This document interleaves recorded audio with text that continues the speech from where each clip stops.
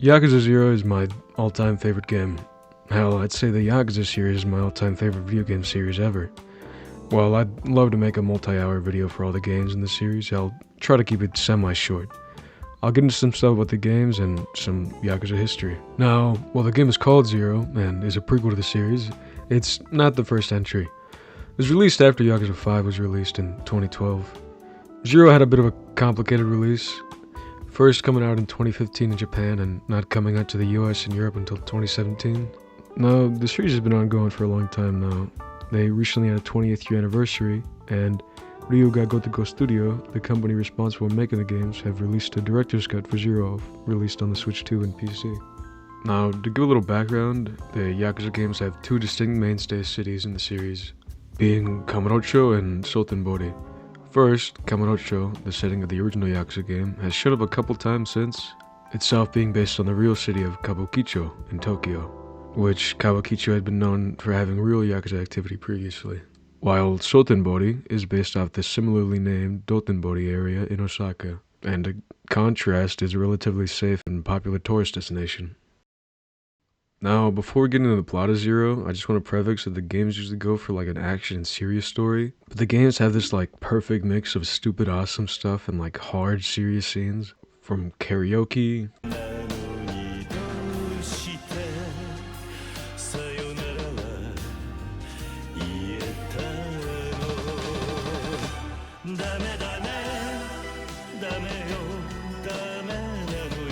to dancing at the disco,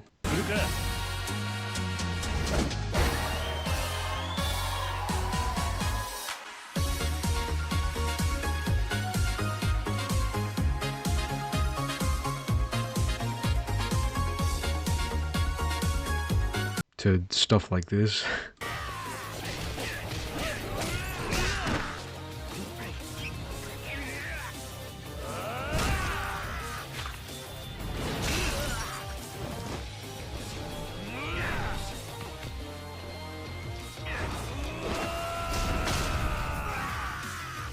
Alright, let me get to explaining the story of Yakuza 0. Our story begins in December of 1988 in the fictitious city of Kamurocho, home of the Dojima family, a large subsidiary of the Tojo clan. Our first main plot follows Kazuma Kiryu, a relatively new, low-ranking member of the Dojima family. Kiryu is collecting debt for a loan shark, beating the life out of a guy until he got what he was owed.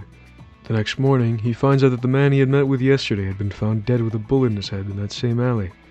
Since Kiryu had assaulted the man prior to his death, he is the prime suspect in this murder, and is advised to turn himself in and not bring unwanted attention to the family's operations. However, this would result in the expulsion of Kiryu's adopted father and patriarch of the Dojima family, Shintaro Kazuma, since he was the one who had brought Kiryu in. Kazuma at this time is in prison. While Kiryu of course pleads his innocence in this crime, the lieutenants remain adamant in Kiryu taking the fall for this murder.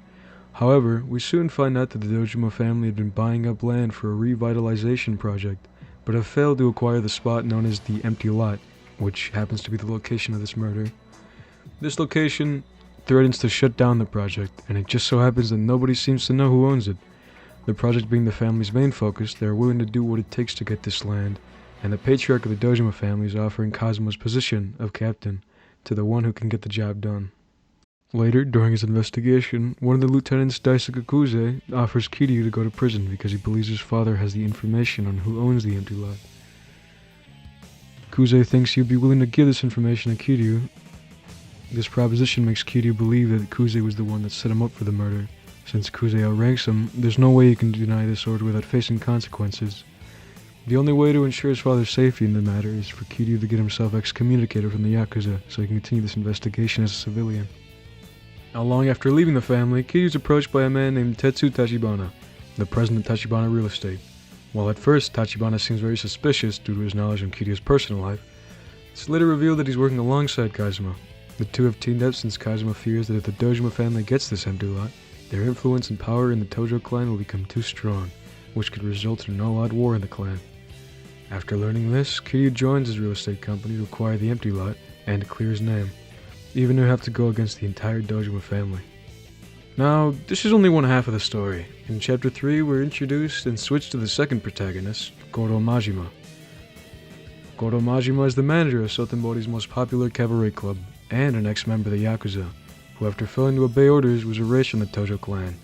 After surviving a year of torture and losing his left eye, Majima is stuck in Sotenbori, and he's always under the constant supervision of Tsukaga Sagawa, who promises to get Majima back in the clan once he pays off his debt. Majima is desperate to get back to the Yakuza life. Sagawa knowingly takes advantage of this fact, offering him to assassinate someone by the name of Makoto Makamura, a pimp who's been working on Sagawa's territory without paying. While Majima is hesitant at first, he ends up going through with it and hopes to regain his position in the Yakuza. Things end up a bit more complicated than he originally thought, when he goes to Makoto Sajau to confront him. During his fight with who he believed was Makoto, members of the Yakuza break into the clinic, also looking for Makoto.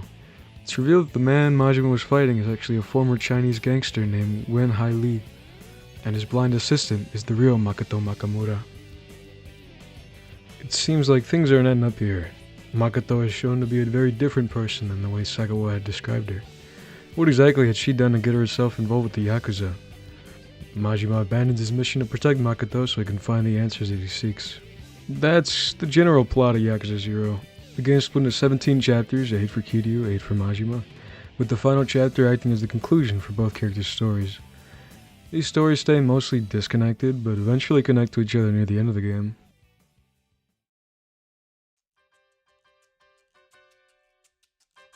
Now, I just told you a lot of information, but you honestly might have been more focused on what the hell a Yakuza is. Now, for those who don't know, Yakuza is the closest to the term gangster, or mafia. It's used to refer to people involved with some kind of criminal organization, often being part of big families or under a larger clan. Now, the Yakuza also have other names, like Gokudo, translating to extreme path, Boryukudan, meaning violent groups, or what they often refer to themselves as, Ninkyo Dantai, seeing themselves as chivalrous organizations. Now, the Yakuza organizations began sometime in the 17th century, and are presumed to originate from Kabukimono. Kabukimono, or Hatamoro Yako, were gangs of samurai in feudal Japan. Now, the Yakuza are known for their strict codes of conduct and several unconventional ritual practices, for example, Yebutsume, or amputation of the left pinky finger in a case of dishonor or going against your family's rules. Now, the Yakuza runs a multi-layered hierarchy, having chairmen at the top and executives/patriarchs running their own families, leading their own members, running whatever tasks that are required to earn cash for the family or keep order of the territory.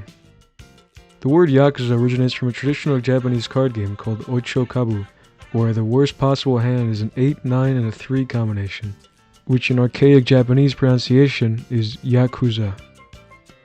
In 1963, the number of Yakuza members reached a peak of 184,100, and as of present day, it's speculated to be less than 10,000. This decline is thought to be due to general Japanese advancement, changing market opportunities, and young people just not really wanting to join anymore. With those numbers remaining Yakuza, the data shows that the average age of a Yakuza is closer to people in their 50s and above. Now, to get back to the topic of the Yakuza series, let's go back to the first Yakuza game, and for that, we gotta go back to 2006.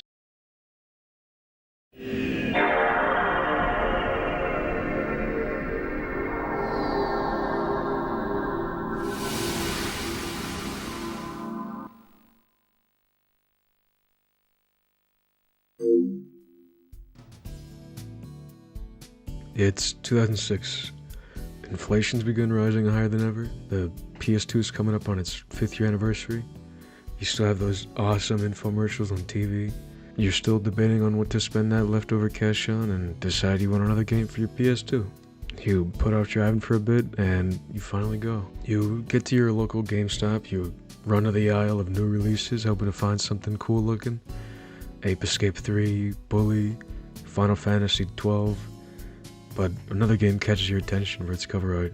A game you've never seen before. A game called Yakuza. Now, the original Yakuza game is about the experience you'd expect out of a Japanese game trying to sell to 2000s American teens. The main difference between the localization of the game is the English dub. It's hilariously stupid. I mean, this thing swears every like 2 minutes, dude. Looking back, this game came out during the boom of the GTA games, and Sega must have thought, hey, this game involves criminals and fighting, let's make it like San Andreas. This game, of course, doesn't have the most accurate dub. While playing the remaster with a more accurate dub is a better experience, the original game has some awesome dialogue. Kazuki. Hey, shithead! What family do you work for, anyway? Huh? I bet you're from the Shimano family. We don't need to be taken care of by some gangsters. What are you talking about? I'm just looking for Kazuki. I'm not Yakuza. You think I'm a fucking idiot? Look at you, fuckhead! You couldn't be any more Yakuza if you tried. So, what the hell do you want? What do you want with Kazuki-san? Relax. I didn't come here to fight. I just want to talk to Kazuki. Shut the fuck up!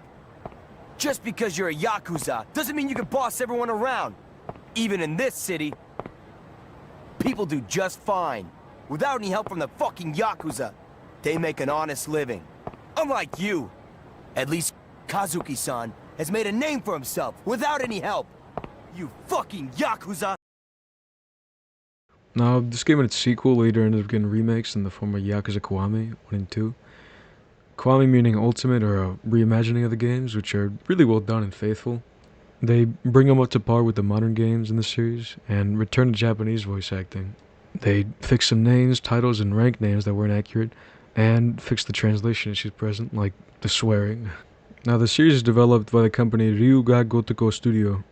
After Yakuza 6, the games took up the name Like a Dragon and have released 5 more games in the series. Now, as of 2025, the series is around 11 mainline games and 6 spin-offs.